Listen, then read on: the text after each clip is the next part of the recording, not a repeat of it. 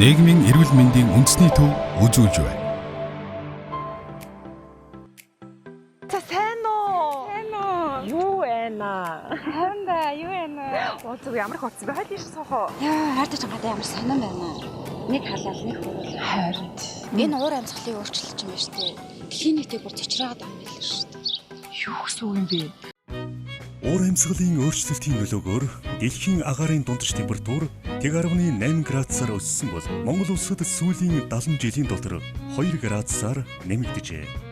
Уур амьсгалын өөрчлөлт нь хүний эрүүл мэндэд сөргөөр нөлөөлж байна.